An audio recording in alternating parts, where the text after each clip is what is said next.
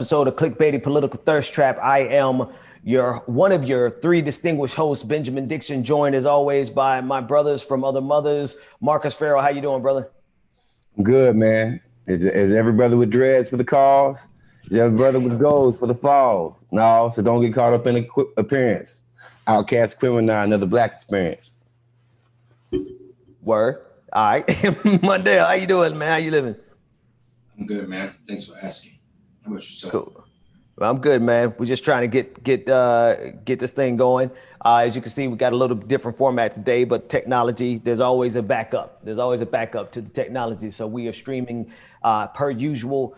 Title of today's episode is Mississippi Goddamn at the DNC. We need them to hear this. We need them to see this. Marcus, tell us what's going on with this title. What you feeling with this title? Well, I'll let Mondale go deeper into it, but the candidate for U.S. Senate in Mississippi, Mark Epsby, is, amazing black man. He's ran before, had a very decent showing, but the DNC has basically decided they're not going to support this man's campaign. And the disappointing aspect of this, the issue that I have is that Mississippi has one of, if not the highest black populations. And when it comes down to the Democratic Party, Mississippi has more black Democrats make up the largest percentage of Democrats in the state of Mississippi. So for them to not double down and put the same kind of resources that they put in Amy McGrath, put the same kind of resources that they put into white moderate Democrats, is a problem. And in my mind, I personally believe that Mike Epsby, he's a progressive guy. He's a the largest percentage. No, they do.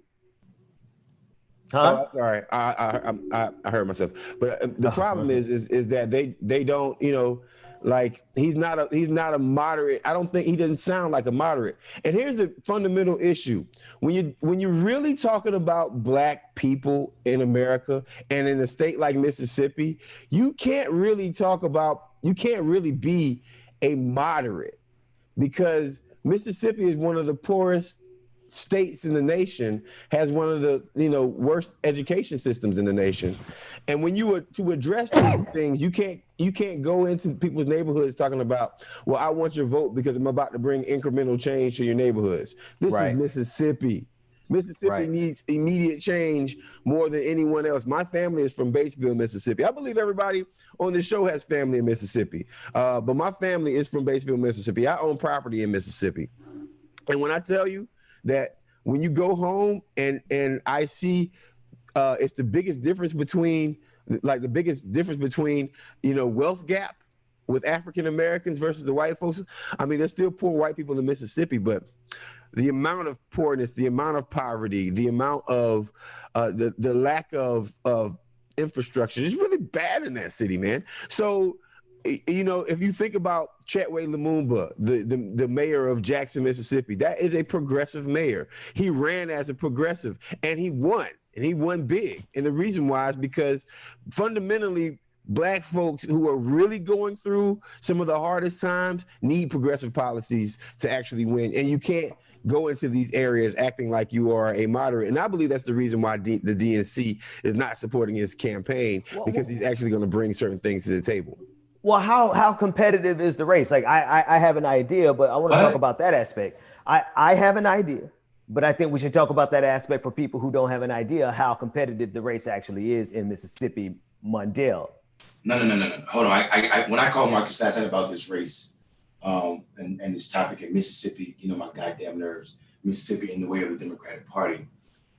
This is not about competition and how competitive this race is, because that lends itself to letting the Democratic Party off the hook. If we believe that races in Iowa are competitive, when the Democratic base is nothing in Iowa, if you think about it, and they spend money there every 4 years, lots of money every 4 years to build out infrastructure so that people vote more, because we know voting is a habit that's formed by resources spent on it. Then the idea of competitiveness plays into the role or the idea of electability. And that's the wrong way to look at it. because Hold on, Mondale. Make sure you explain electability when it comes down to what we're talking about right now. You need to go deeper in that. so electability is a made up concept by white consultants about reasons why or why to support candidates. They'll say a candidate is more electable. Usually it's always a white candidate that we're talking about is more electable. And the black candidate or brown candidate or a woman candidate is not electable. So they talk about their electability. So in Mississippi, any Democrat running for statewide office is electable if resources are spent because of the numbers that Marcus alluded to. 37% of their base are black voters. Those voters are overwhelmingly, and when I say overwhelming, I mean damn near all of them are Democrats. And so that means you need about 13 to 14% of white votes, depending on how you turn out the black vote. You asked how competitive is he in 2018 against Cindy Hyde-Smith. Mike Espy running for U.S. Senate in Mississippi lost by less than 60,000 votes. That's how competitive, especially when you consider nearly 200,000 black people sat out that race. He lost by how many votes? Only 60,000 votes. 60,000 votes. So in a statewide election. Right, in a statewide election. So I mean, I know we early on and we just warming up, but that means it's a hella competitive race. They pour some resources in there. This man could win. Right, but what I'm saying is, yes, what I'm saying is it shouldn't be competitive. It should be a blowout for the Democrats. But the way they play politics is they choose not to fucking participate. The problem is not supporting Mike Espy, who sometimes has progressive tendencies, is one thing. I'm just saying, in the context of 2020, when Democrats and people all over this country, consultants, are trying to convince black men that they are the most important electorate, or demographic of the electorate. And then you see that the party, like this brother is not being supported or was not being supported by the party so much that he went on TV and talked about it. You know, right. If you're talking about the Senate, the DNC, while you're running for Senate, that's some serious neglect, especially when you consider they poured $40 million into Amy McGrath in the primary, who said she was ready to go to DC to work with Trump. So if you can give $40 million, you can raise $40 million for that type of silliness, and then you can't support this brother who would never say something like that, who was a part of the Obama administration. You know what I'm saying? When this brother, who has a track record of running a solid race, probably would have won if he wouldn't turn it over to the state party. That's a whole other conversation. And also consider the fact, if Mike Espy was a black woman, would the party be ignoring him like this? Well, I don't know, because that sister in Tennessee, they're ignoring that sister in Tennessee. Mark, that's a whole different dynamic. We should talk about that off air. Okay. Yeah. So, but yeah, all I'm saying. Go ahead. No, go ahead. Finish that thought. Well, my finish is, the critique is not just of this black candidate. My critique is, this is a slap in the face to black men, especially black men, but all the black voters in Mississippi who the Democratic Party gaslight every 4 years by going to Iowa first and not where their base is. And then secondly, it's a disconnect, because you have a candidate who can easily win this race when we see voter turnout so excited all over this country this year. This is an opportunity to put a black person in the South, in Mississippi, as Senate. Now, that means something, because Mississippi spent more resources on Doug Jones. The Democratic Party. Yeah, in Alabama, the Democratic Party spent money on Doug Jones, who was a white guy, who also was acting like a Republican, talking about how he would work with Trump, et cetera, et cetera. Now we got this black guy in a state that's the demographics suit the Democratic Party better, and they're not investing the same way. So we see the Democratic Party being the Democratic Party once again. Yeah, we got to make sure. I'm gonna add on to this right here, Mondale, and we talked about this last night. We actually had a pretty decent conversation surrounding this one right here, Ben, last night, because it's so problematic and it's so bothersome and it's so tiring, right? To see our party not run a 50-state strategy the way that Howard Dean set it up, and creating one of the most successful, environments, at least for our party. But that's neither here nor there. Mondale, what I want to ask you about this situation, and first go to www.MikeSP for USSenate.com if you want to check out more about the candidate himself. He's a champ. Mike SB, no, excuse me, SB for Senate.com. Yeah. SB4Senate.com. If you want to donate, ESPY. ESPY for Senate.com. If you want to check them out. You know, it's important to elevate places like Mississippi. My question for you, Mondale, is very simple. Do you think it's more about data and tactics, or do you think it's more about credit when it comes down to turning out black men for voters? Wait, ask me the question again, brother. Do you think it's more about data and tactics and strategy when it comes down to turning out black men, or do you think a lot of people are more so involved to get credit for turning out black men? So Marcus is asking a question, a two-founded question, really, because so on one end, it's like the data tells you that if this is the case, we would have been investing since 2016. Like we give Bernie hell for not keeping relationships, or actually for longer than that. But let's just keep it right now. Bernie, we give Bernie hell for not just keeping his relationship or building a relationship with black people after the election, even though we saw him try to build a relationship with the Latino community from 2016 all the way up to 2020, investing heavily in those relationships. We didn't see that in the black community. But that same thing can be applied to the Democratic Party broadly, right? People keep talking about the necessity to invest in all of these communities, and then now they're talking about black men. So Marcus, at this point, it's all about credit, especially when we see these new organizations moving into new Southern spaces right now. Right now, they're setting themselves up to take credit for work that people have been doing forever. And now they're literally just moving into the South to claim these victories. And I can definitely give you a bunch of examples of folk that are coming in right now, and they ain't been doing shit. Maybe running social media. Names. This org called Black Men Vote. Call them out. You know I don't care about that. There's this org called Black Men Votes.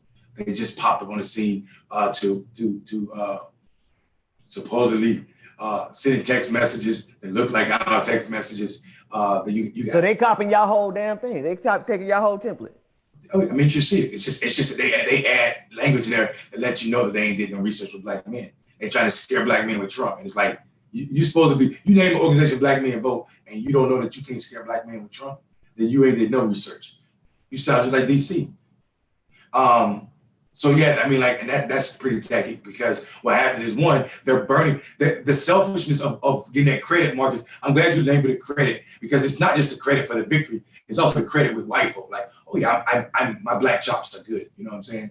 Mm-hmm. It's like you come into our community, but what's really happening is you're doing more harm for organizations, not just like mine. Shit, Cliff and Wonder got an organization that talk to a lot of black folk, and they don't just talk to a lot of black folk. Here's what people don't add value. This is, to me, this is not to discredit the work that Cliff and Wonder and all of those people. I should say Cliff and Latasha. I always say Wonder because Wonder and I interact in Georgia with Black Vote Matter. Here's what the value of their organization is beyond the electoral work that people don't talk about. They go around, they use a certain portion of their money to help set up black businesses, bro. Organizations that are already doing work in community that don't have an IRS designation, Black Voters Matter help these organizations all over the South become like legitimate by white standards. Because for us in black communities, you don't need a 501 status to be doing dope work. But that's what they're doing. Like, and people they very rarely, if ever, talk about that work. That is powerful work. So organizations like that, they're hurt when they can't send a text message to a voter because Black Voter Matter and then burn that bridge with that dumbass message they sent. And organizations like them. I said your name this morning, y'all. I said your name this morning. Yeah, well done. I just want to, before I pass it back to Ben, I just want to make sure everybody watching understands this right here. I know it might seem like a random conversation, like, why are these brothers talking about Mississippi? Well, that's because we're black men. Right? So just like your favorite white pundit wants to get on television and talk about Iowa all the time, right? We want to get on our show and talk about Mississippi. Why? Because Mississippi turning out means that we can flip a seat and actually change America. Mississippi turning out means that we can actually have a lot more electoral votes going towards Joe Biden, or if you hate him, or whoever we're trying to do to get Trump out of office, meaning we'll win. Mississippi means that we're actually centering black people, because there's nothing wrong with that, DNC, and not your favorite black people. Not the ones that are going to do everything that you say, but the ones that are going to focus on their community before they focus on Wall Street. That's why we're doing what we're doing, because we're trying to save America on clickbaity political thirst trap. Hey, Marcus, do me a favor. Slide your microphone a little closer to you. No, closer Right to there. you. Yeah. Yeah. Then Yeah, I you don't know got if you can family in Mississippi. You didn't say nothing. I want to hear it, bro. Wait, what'd you say? I heard, say that again. I said you got family in Mississippi. Yeah, no, I grew up in Mississippi. I don't really have, oddly enough, I grew up there, but I don't have a lot of family there. My family's in Louisiana, but I know Mississippi well. And I know they are extremely neglected. The Black community in Mississippi is overwhelmingly neglected by the state, by their local cities, by the municipalities, and by the National Democratic Party. I know that there are enough Black people in Mississippi to make that state blue, deep blue, bluer than this shirt I got on. And I also know Epsy. I know his campaign, and I know that's why I asked about it being competitive, because I agree with you in terms of that's the language of consultants that they use to undermine candidates. But the fact remains is Epsy is hella competitive. Right? He lost by a winnable margin last time if he had any help. And the fact that the DNC is ignoring the race really gives validity to what Republicans are running around saying right now, fam. Like what Republicans are running around saying and how they're going to chip off a little bit more percentage is by saying the Democrats don't care about Black people. Well, shit, they're showing that in Mississippi by not giving that man any support. The blackest state. The blackest state, what? Right next to Georgia. Like I mean, it's fair to say that the Democratic Party in Mississippi is the blackest Democratic statewide party. It's fair to say that. But it's funny that y'all brought up Mississippi this morning because I was going to bring up all of these races that I'm reading out of the New York Times that are competitive, or they're saying these is the exact language, competitive or not. And they don't have Mississippi on here as a competitive race. They don't have Mississippi on here at all. They have Alabama, which is a strong Republican race in terms of, but Democrats are throwing money in it, right? This you have Texas, you have Montana, you have Georgia, you have Alaska, Kansas, and South Carolina. They have all of those marked as Republican strongholds, right? But in terms of competitiveness, they have Maine, Iowa, Michigan, North Carolina, the only state in the South on this list, and they don't have Mississippi listed here. And here we are actually. Or Jamie, who's winning in all the polls.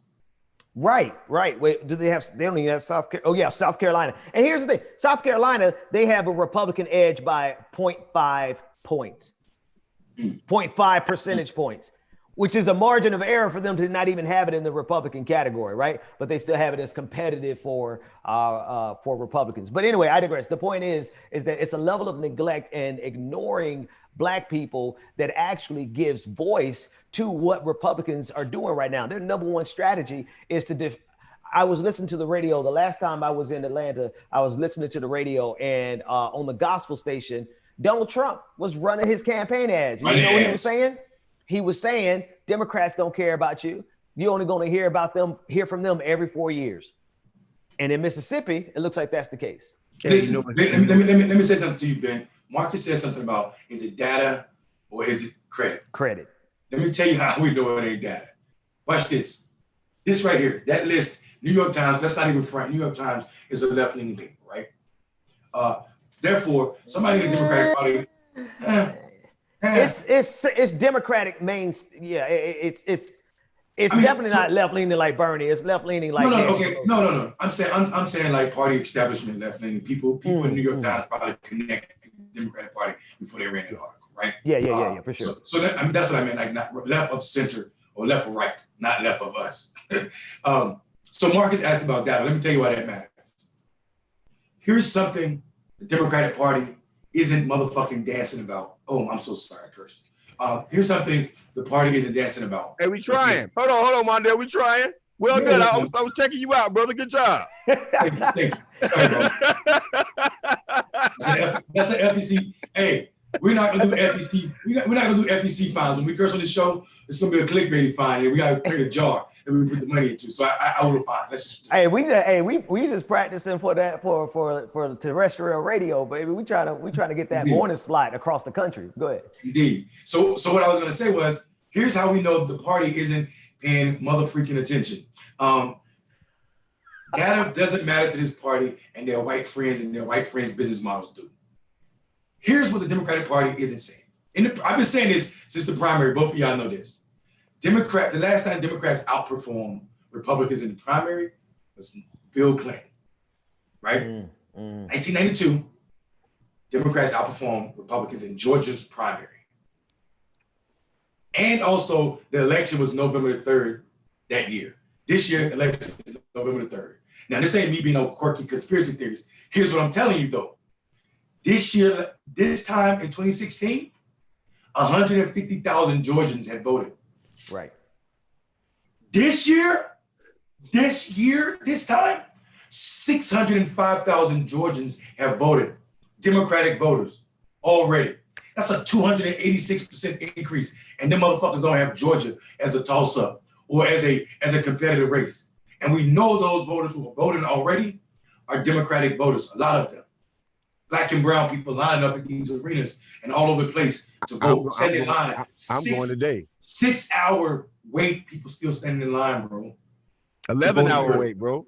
Yeah, it was 11. People aren't playing. 11 hours. You see what I'm saying? So what I'm saying is the fact that they're talking about Texas and all these other states, MJ Hager can't win a statewide election ever in Texas. Okay, she ain't gonna motivate black and brown folk. When they didn't choose the sister, the Latina sister, or Latinx sister, or the brother that was running, then they gave that state back to the Republicans. That's their fault. However, in Georgia, we have 2 Senate races that are tied up, and they don't think that we're going to walk away with one where Democrats are outperforming Republicans, not just in the primary, but right now in early voting by a 280% increase. Boy, these people playing games. Listen, man. This is a, dare I say, the DNC wants to keep a 2-party system. Dare I say, the DNC wants to give away seats to the Republican Party because and this is my conspiracy theory hat, but just follow me here, because I mean, you're talking about the same master with different engagement, and I'm going to go here. This is proof that the white consultants that are leading the DNC's effort right now are so stuck on bringing back the Clinton era, are so stuck on bringing back the DLC tactics, because Republicans, they go in for a kill shot for every single state, every single opportunity that they see. You know, for a Republican to be like, hey, let's advertise Donald Trump in black neighborhoods in Atlanta. Right. They're going for a kill shot. They're trying to get everything they can. But us, we look at the data. Some very wealthy consultant is talking to some powerful people at the DNC. DNC's probably watching us right now because at least 2 out of 3 of us have worked with them before, if not yourself, right? They're going to look at this and they're going to be like, well, these guys don't know what they're talking about. I got to keep my relationships confidential, but we're not your consultants. And the reason why we're not your consultants, we're not your consultants, right? I have non-disclosures with all of my relationships because sometimes they like me and sometimes they hate me. So go ahead. Right, but it's common sense. Like Mondale said, if we lost the race by 60,000 votes after voter suppression and the DNC is not sending down all of their troops and money and people and time, then that means that they are intentionally ignoring a certain race. Right now, I'm gonna tell you what they get super excited about. John Ossoff. They love him some John Ossoff. Why? Because knowing that dude he hasn't said anything. Let's go out to Arizona. Mark Kelly and Kirsten Sinema. Oh my God. White moderates that pander to Republicans? White moderates that pander to Republicans? Oh you moved past John Ossoff too fast, man. Support, right? You moved past John Ossoff too fast, brother. Listen, and well, I'm gonna go back to Ossoff. Okay, all right. But you got to understand, there is a certain type of Democrat that the DNC is automatically going to support. And I want to just finish my point real quick. So Amy McGrath. Electability. Let's just go. I'm just gonna name them all. Amy McGrath. Electability. John Ossoff. Electability. The Arizona crew, Mark Kelly and Kirsten Sinema, right? Electability. Just, and here's the thing. Don't forget Texas. But in all of these areas, the emerging demographics are people of color. Listen, in these areas where they support the white moderates as hard as they possibly can, black and brown people are. Do you know how many brown people are moving into Arizona right now? Maricopa County is the fastest growing city in county in America, bro, and it's all black and brown people. But you know, but let a black person or a brown person run in the primary. They're gonna how much they wasting on Amy McGrath again? How much they about to blow? That's not even because right now she's running against Mitch McConnell, and that's a different thing. Let's talk about it in the primary, Ben, because that's a powerful question. I'm glad you brought it back there, because here's when we talk about victories and losses, when we only talk about the elections results, then this is why the world is so grim, because we know so we you don't win on election day. That's not the end of the spectrum, right? Because we saw Cori Bush come back 2 years and defeat the dynasty, right? Yep. So here's what I'm saying to people: if it cost the Democratic Party $40 million to defeat Charles Booker in Kentucky, now think about this, and that brother only had about $900,000 up until about 2 weeks before the election. That ain't no loss. That ain't no loss. That's people power. When we saw our people come out at numbers that was equal to 2008, yep. And she barely eked out a victory, right? She barely eked out a victory, and it cost her $40 million. I want somebody to do the math on what's the spending ratio in that. He at the end, I think he had about $2 million, and she had $40 million. It cost them $40 million to sell that trash package that is that conservative-leaning Democrat who's excited to go work for Trump with this progressive who's standing with the people, right? Think about that model. That model is too expensive and also ineffective to be a lasting model. The Democratic Party has nothing to do with data. And is a party. But then that goes right back to what we talked about yesterday, and what Marcus, you started talking about, which was the rich consultants. Like, that model is too expensive, but that model is just right for those rich consultants. Those 3 consultants that you mentioned yesterday that took home $60 million in the 2016 campaign versus how much they spend in the black community for Bernie Sanders. Right? This is a model that replicates itself. They are perfectly fine with this model, even if they lose. Let me tell you something. If white consultants knew how to move black people with their information, then they would probably be spending more interest in black areas and brown areas. Fundamentally, they don't understand our communities. So instead of running back, first, let me back up. First, they're not interested in turning out black people, brown people. They fundamentally aren't. And the reason is because they lack the skill set to do it. And also, you got to understand, the donors and the consultants play golf together. Right? Mm-hmm. The donors, some of them, not all of the donors, but because I don't trying to make Monitor turn up on me this morning. but the donors and the consultants know each other, right? And of course, and when they have communication with each other, it's like, well, I mean, who's the big black television firm in America? Matter of fact, name 5 black super dope television firms. There's some of them out there, but what I'm saying is political Ben Dixon show. That's right. So what I'm saying is they don't even have the skill set to run commercials, because first off, that's all they want to do. Right. That's all they want. They only want to run commercials. So they don't want your field budget to be doing anything. They might allow a little bit of your digital content just because you're running their commercials on your digital content. Right. So they fundamentally don't understand. Now, if you take a young black kid who's 30 years old from the hood, right, give him a camera, say, hey, this is how we're gonna turn out our neighborhood. Give me the budget for the black neighborhood. That would probably be the most common sense thing to do, right? Wrong. Why? Because they don't want anybody digging in their pockets. When a candidate meets with certain entities, the first question that comes out of their mouth, these entities' mouth to that candidate is, how much money can you raise? How much money do you have on hand? And if you say, I have $1 million on hand, that's already counted in their pocket. Right. So, right. Ben, I need context. Nigga. I don't think I'm gonna give you context if you about to come and defend these donors, man, or I'm these not going to defend consultants. the donors. I'm gonna I have an addition to what Marcus said, and it's gonna Oh, send his Okay. ass. man. It's gonna All send right. him through. I It's was gonna send him through crying the this roof. morning, Mondale, dude. It's gonna send him I through the roof when literally I just, start. All oh, right. man, All for right. real? All right, here we go. Here we go. Here's the context. At this point, at this point in every single episode, or just about every single episode, is where one of us are forced to defend somebody that we really don't like, but because we heard an argument that was either just wrong or BS or incomplete, we're forced to defend people that we don't like. In previous episodes, they had me defending Ronald Reagan. Now, you know, I hope he's roasting in hell right now.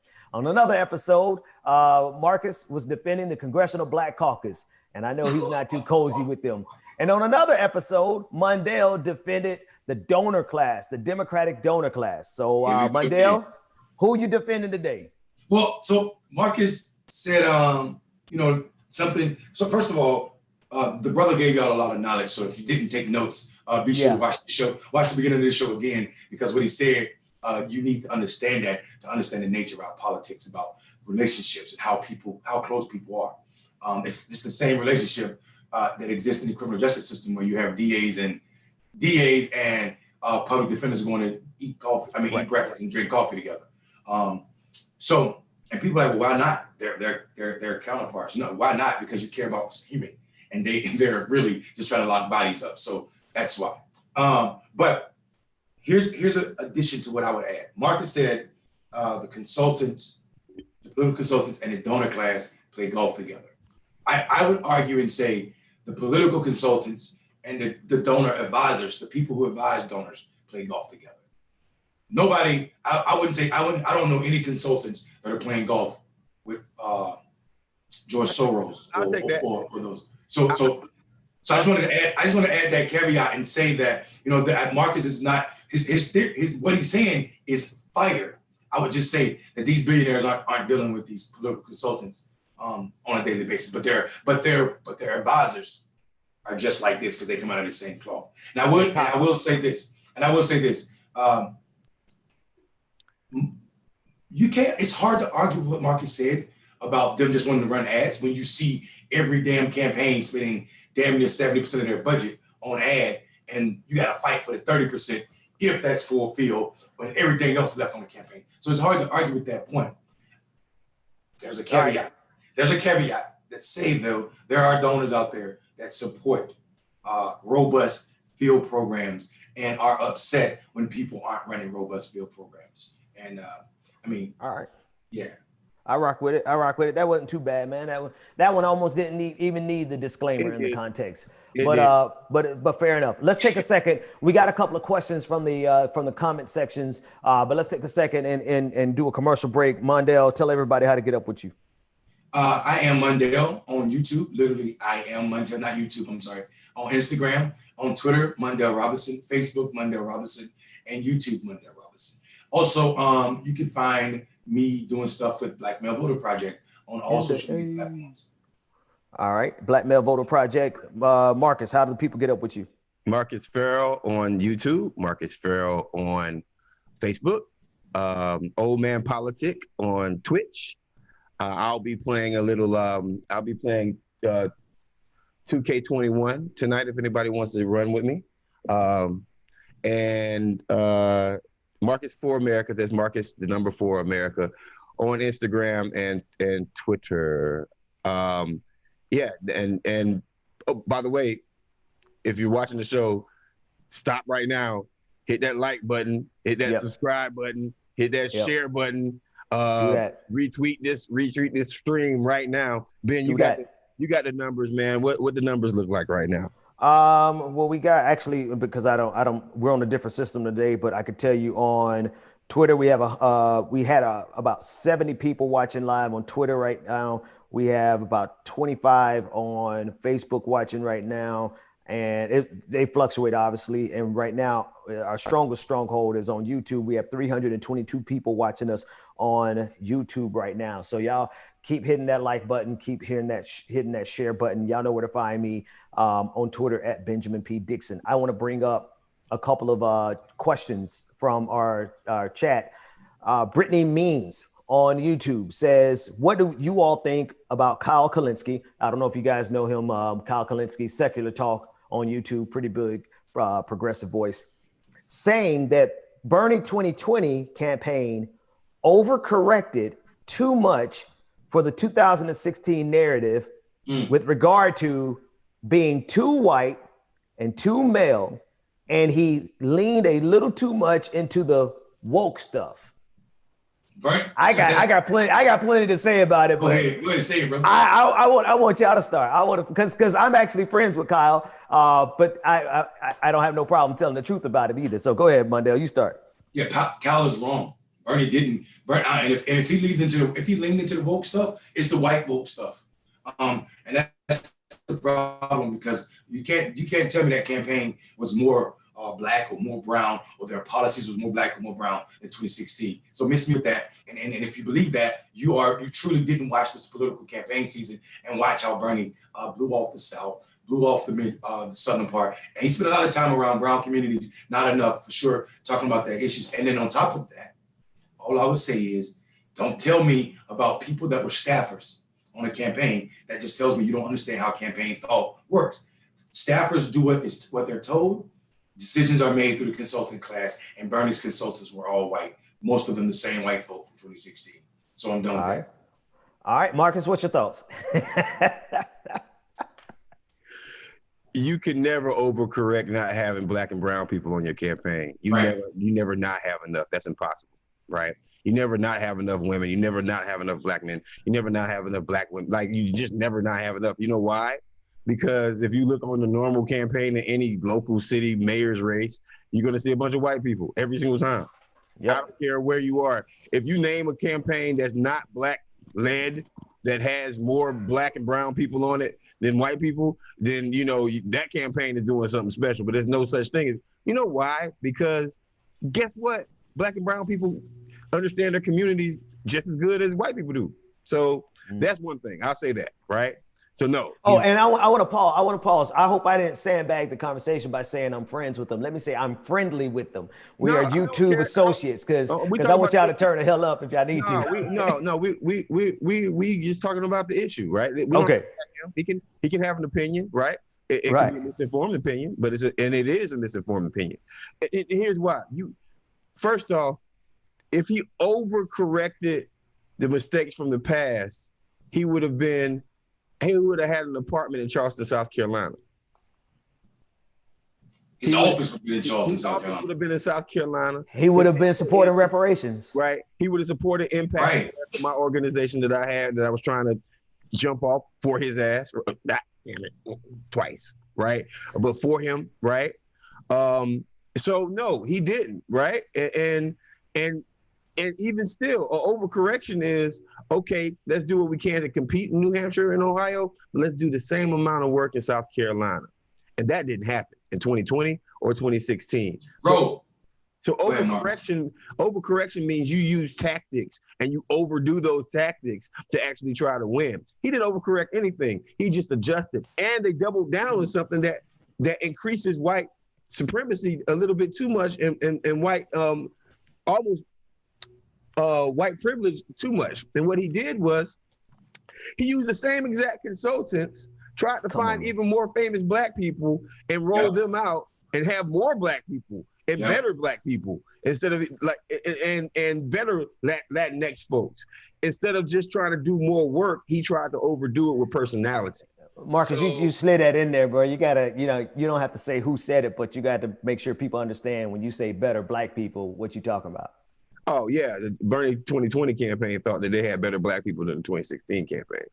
Better black people than 2016. And then the funny thing is, they say better black people. Think about this. I want to clarify. They named the 2020 African American director like 2-3 weeks before they got out of the race. Think about that. They had a whole primary season, and then the person they named, Phil Agnew, has no electoral skills really. Yeah, So, let's just say that. I want to clarify something.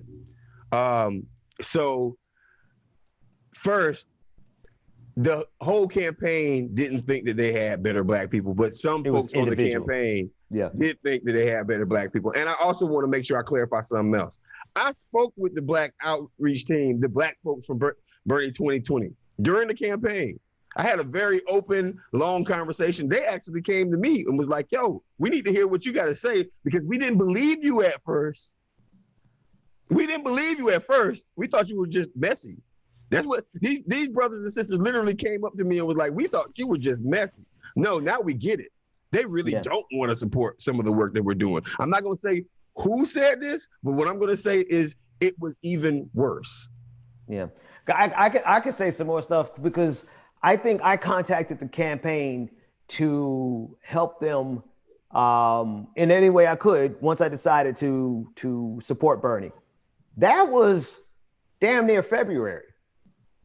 And in February, they could not direct me to their African-American outreach director because they didn't have one at the time. I messed that up for everybody.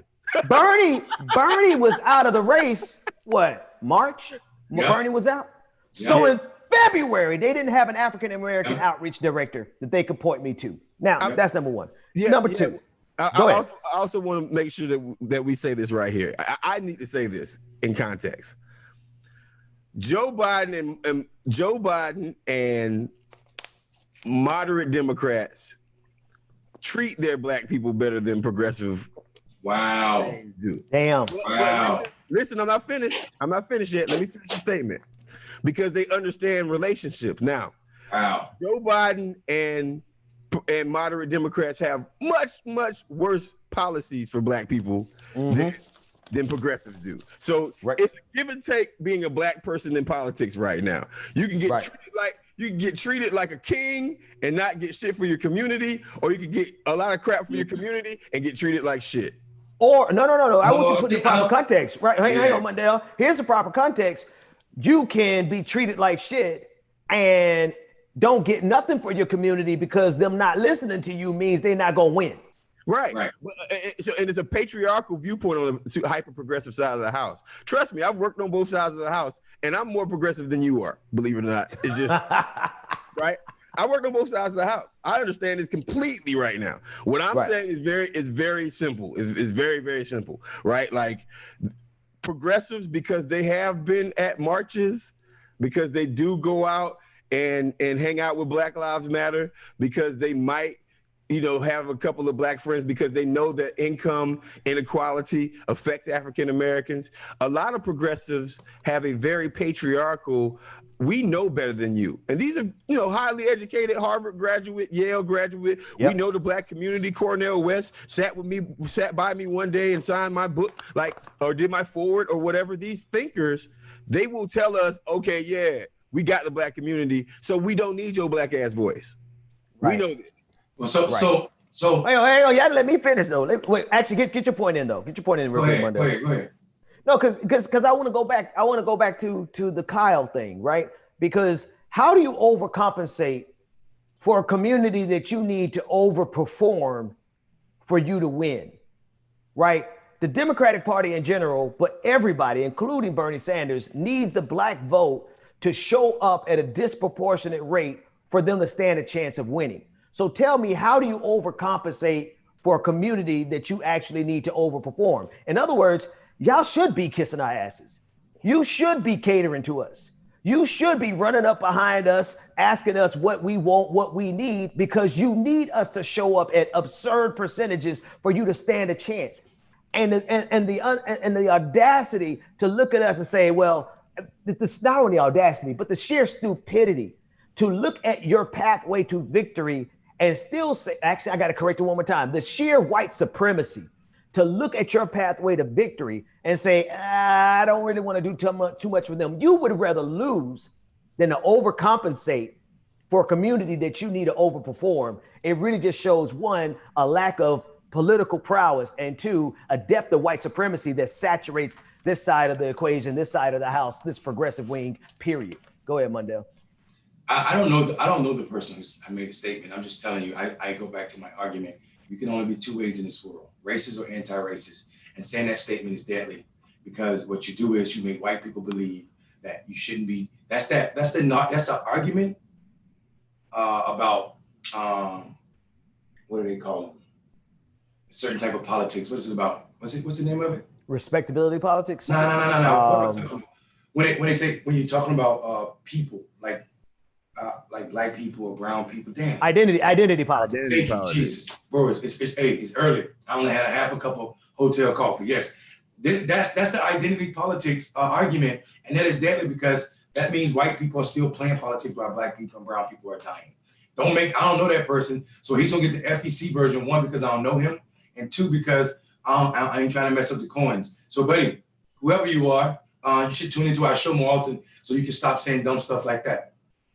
Hey, listen, I know we're going to move on. By the way, they canceled the debates. I got one last point on this one right here. It's the perfect candidate at some point centers blackness first and has an understanding of class dynamics that Bernie Sanders has, and also has the relationship building skills of moderate Democrats. I would say hold on. I'm gonna let y'all two talk that one out because I don't feel like my inbox being murdered this morning. So y'all have fun. So listen. Well, finish your point. Finish your point. Did you finish your point, Marcus? Did y'all hear what I just said? The perfect candidate. No. I want to make sure. The perfect candidate. Okay, that was the point. Okay. Yeah. So listen, for me, I don't believe that the moderate Democrats have the better relationships. I feel like Elizabeth Warren listens like a good friend, and I'm kind of biased for sure, but I feel like Elizabeth Warren. And the proof of that is they basically set up a home run for Kamala Harris in Texas. She the people. Come on now. They created an event for black women. Everybody in the audience were black women, and they had all the candidates running for president in the primary to come to Texas and speak to this crowd of black women. And Elizabeth Warren walked away the damn winner. It's like, how did that happen? Like, how did that happen? Hey, Mondale, you're right. You're right. But the only pushback that I'm going to give you on this one right here is when I was Bernie Sanders Black Outreach Director in South Carolina and everybody was with Hillary, I would go into rooms and meet elected officials like city councilmen in different cities in South Carolina, and I would literally hear them calling Hillary Clinton after the meeting, like, yeah, he just came here.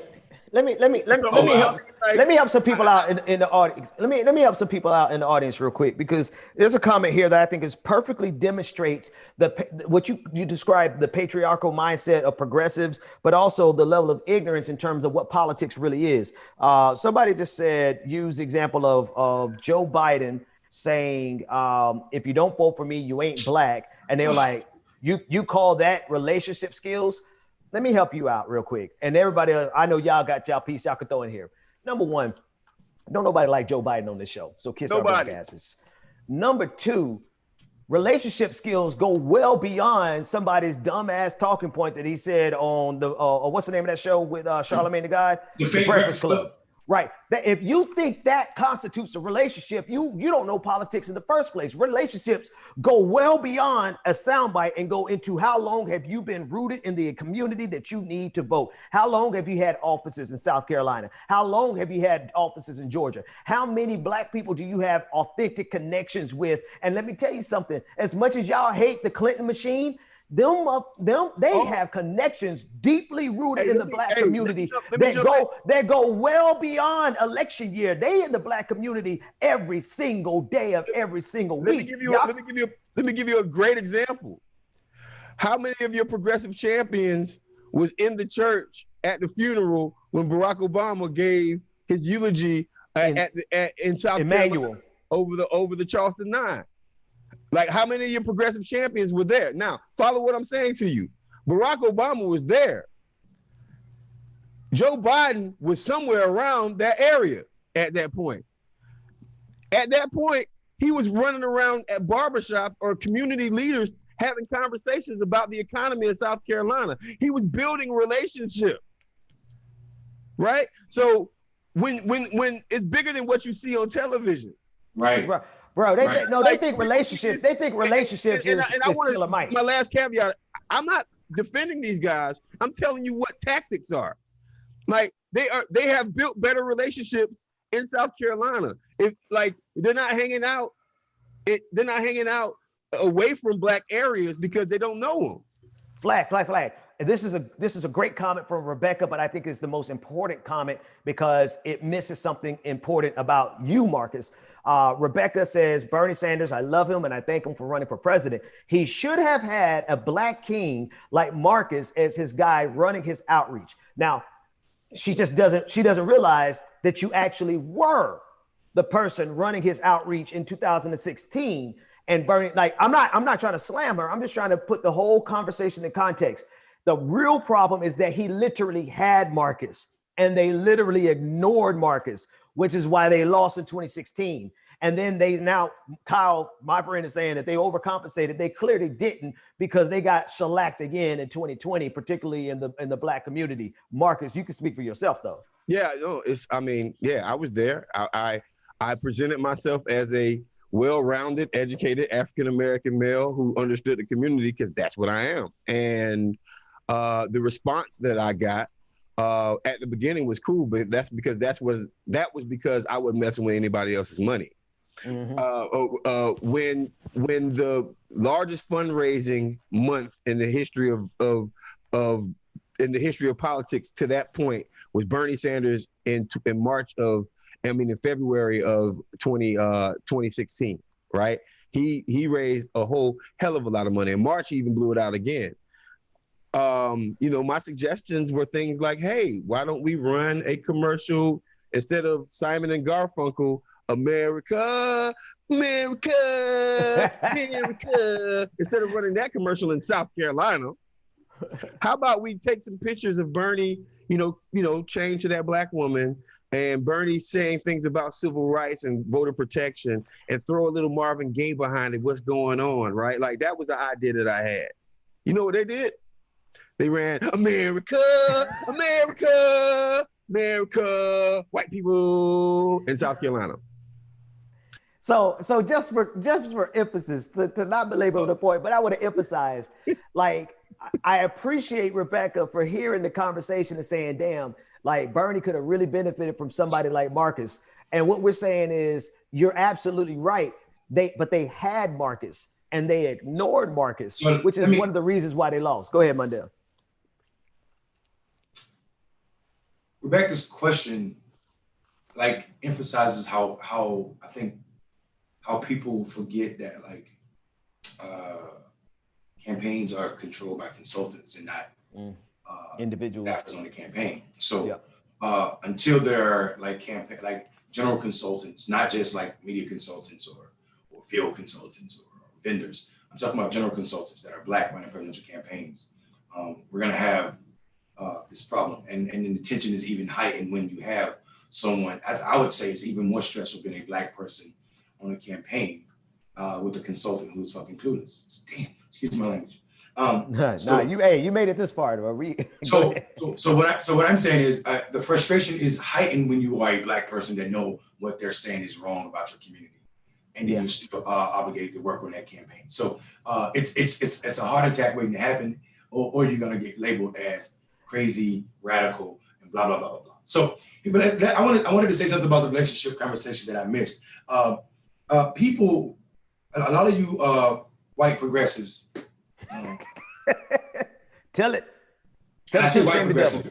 I say white progressive because y'all aren't the true progressives. True progressives are black folk. So y'all are white progressives. So that's why I have to have a caveat. Oh, you about to have the whole man. Listen, hey, but you try to destroy my whole YouTube channel. There are white progressives, bro. I said they are white progressives, but they're not true progressives. What's your distinction there? Oh shit! True progressive knows like what's necessary to save lives. Like you only about that. Hold on one second. Hang on. Somebody said it last night. I think I actually can give some credence to what you just said. Wait, hang on. Let me actually give some real credence. Actually, no. Who was it? It was. Marcus? It was on our call last night. Can I say who said it? Yeah. Well. Yeah, no, it's a good thing. It's a good thing. Okay, it's it then.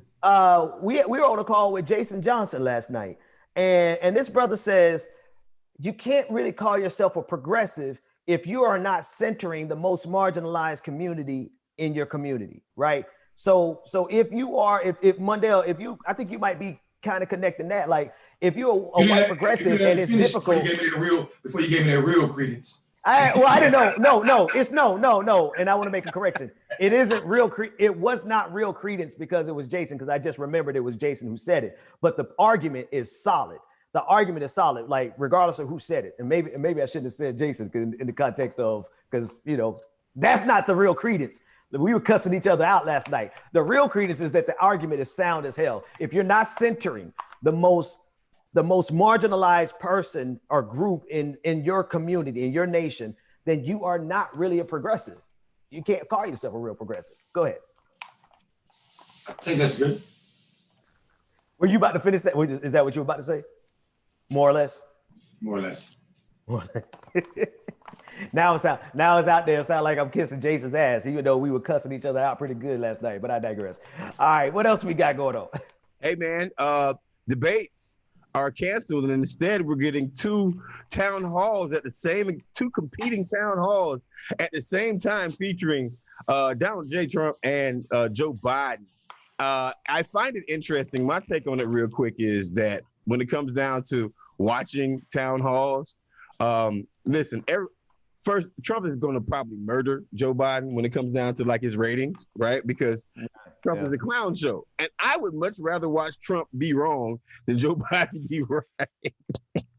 You would much rather watch Donald Trump be wrong than watch Joe Biden be right, because it is entertainment. It is entertainment. It's entertainment, and I don't feed into the talking points, right? But and it's going to give Trump. Hold on. Let me interrupt you again. Aisha Mock says, "Stop cutting Mundell off and stop interrupting each other." Ben, this is my goddamn channel. This is what we do. This is what we do on this show. We interrupt each other when we feel like. Come in my comment section telling us not to interrupt each other. Mundell, interrupt me, Rundell. Shit, interrupt me, Marcus. I don't know who that person is, but that person sounds like a guardian angel. I appreciate you. Oh, it's good. Your interrupted ass. Yo ass, the most interrupted ass nigga on this whole program. I just sit back and enjoy the show. I'm blessed to be in y'all presence. You know what I'm saying? Go ahead. Hey, who is this dude, man?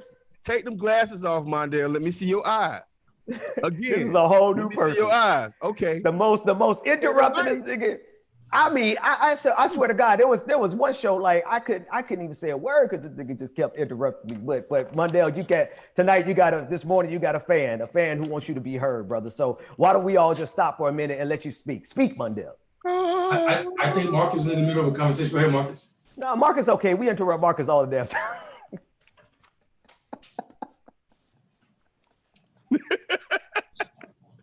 As it pertains to debates, the problem is... Nah, man, go ahead, Marcus, you go. Nice, but I'm afraid to talk because you're going to do it to me. No, I'm not. I swear to God, I'm not. Oh, listen, man, the only thing I'm going to say is the format that they have, it gives Trump his platform to be the clown show that Trump is. He just can't do it in front of Joe Biden. He did want to intimidate Joe Biden again. Y'all already know what was coming. Just a big like freak show with no policies. Joe Biden, I mean, if you're watching Joe Biden's stream, his town hall, you already gonna vote for him. Yeah, that's a fact. Mundell gonna be ready to fight me when he come to Boston. What's up, Mundell? What you got, man? What's your close? You give the last thought, man. What's your last word? I just wanted to comment on the conversation about the debate. So Joe Biden had already had his town hall set. The fact that Donald Trump set his town hall at the same time shows the lack of strategy. They think they're being smart because they're gonna say, "Oh, we had more ratings." But the tragedy of it is, like, if you were smart, you would wait till your opponent spoke, and then you would just go tear apart his argument. So the idea that you're going to be on the TV at the same time as him, and the way you measure victory is how many people watched. It's ridiculous. It's almost the same argument people say about Republican activity on the internet is more popular than progressive activity, not realizing that a lot of the activity on Republican sites are progressives criticizing the dumb shit that the conservatives are saying. So the same thing is true about Donald Trump setting his town hall at the same time that Joe Biden's town hall is. His team lacks the originality to know that it's better politically to go after and just say Joe Biden lied about this, Joe Biden lied about this, Joe Biden lied about this, Joe Biden lied about this. Instead, they want to be on at the same time so they can back a kid and say, my ratings are taller than yours, my gym is cleaner than yours, my playground is bigger than yours. And the tragedy of that is he don't know people like watching train wrecks and house fires, not because they think the house fire is better for the community or the train wreck. It's just disaster creates motherfucking this idea of attention. Unfortunately, this ain't 2016, buddy, where you don't have a presidential record. Now you have a presidential record, and part of it is you've killed more than 200,000 Americans, and you have to answer for that. And people are showing you that you're gonna answer. I'm afraid to interrupt you again because I don't want to get attacked in the chat room because there's some really good comments and replies to what y'all have been saying in the comment section. So let me read some of those. The first thing I want to read is somebody said Mundell is so much more vulnerable with his shades off. Another person said, thank you, Mundell. No, she's said FY, black, handsome, black kings.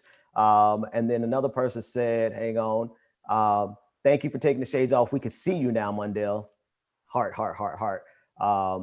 Then let's see what else saying. Like they were really into what y'all were saying in terms of context. Now I'm about to. Oh, Marcus, you're the adult in the room. Tamsin said Marcus is the adult in the room. How about that? And let's see what else we got.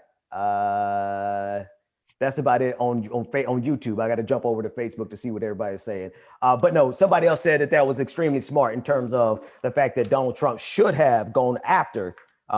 They were echoing what you said. That was very smart. Donald Trump should have gone after Joe Biden, but he isn't smart. And that's about it. Actually, no. One more person said, nope. Dude looks just as intimidating without the shades, to be honest. LOL. Thank you. Thank you. I hope it was a white person because my aura should be intimidating to white people. I don't want you to think you can approach me with some friendly bullshit in America. You can't. I have too much shit going on around black people trying to get us free. I appreciate that. Whoever said that, it's the biggest compliment. If this brother believed in the Second Amendment, I swear to God, we'll have Fred Hampton all over again. You think so? Yeah. I don't know, man. Mundell, your mic is off, just so you know. Oh, well, it came back. It came back on. I don't know, man. You think Mundell hardcore like that for real though? We talking like he ain't sitting in the room with us. Yeah, no, yes, he absolutely is. Yeah. Problematically so at some points. Yes. He absolutely is. Yeah, I don't believe in the Second Amendment because it wasn't written for us and it ain't been rewritten. So I don't that's just me. I don't have a personal view about other black folk owning guns. Let's jump in. I know the comments on Facebook gonna be popping. Don't run up on me because I am strapped at all. I like this. I will one lost. Man, hush. I'm trying to give you a compliment, Marcus, from the chat room. Oh, sorry. One Lost Spirit said Marcus was raised by old heads. For sure. You absolutely know that about you, bro. And Anna Fox said, isn't it sad that Mundell has to feel like that with regard to the Second Amendment? And probably with regard to everything else that you're saying. I just want to check Facebook before we go because I know I don't want to neglect them over there because I know they probably turned up in the comment section. Real quick before we check out of here. We'll be back tomorrow, the same bat time, same bat channel, over on Facebook. Oh, it's a little quiet on Facebook. Let's get it. Rebecca over on Facebook said, "Wait, what the hell did I say?" And no, Rebecca, it was the Rebecca on YouTube that said that. Let's see. Just a lot of love on. Tiffany said, "Great show, guys. Everybody, a lot of love all the way around. Thank y'all. Share this link. Share these programs. Make sure that you like, share, subscribe wherever you find us. And we're gonna be back more, guys. Y'all got anything left? It's early voting time in certain southern cities, states. So please go vote if you have. Really, if you are in Atlanta, I'm going to go early. I'm gonna go vote at the arena today, probably around 1 o'clock. You want to hang out with me? I'm there. Come rock with your boy. Nice. All right, everybody. They're showing everybody some love. Thank y'all for supporting the show. We're gonna bring this back to y'all every morning. We're gonna enhance it. We're gonna expand it, and it's gonna be the wildest, but also the dopest and the most robust political show, morning show period, not just politics show, but morning show period. We're going to keep at it. Thank y'all for joining us for Political Thirst Trap. We'll see you next time. Oh, wait a minute. We gotta somebody send a super chat. I gotta read those. I'm obligated by law. Not really, but here we go. They say, Mundell, they love you, man. They said Mundell takes off the glasses. Wait, hang on. It went away. Mundell takes off the glasses and takes it to the hole. Also, when you hire a clown, you get a circus. Not really sure what the last part was about, but that's still true no matter what. If you hire a clown, Donald Trump. There you go. You hire a clown, you get a circus. America is most certainly a circus. All right, folks.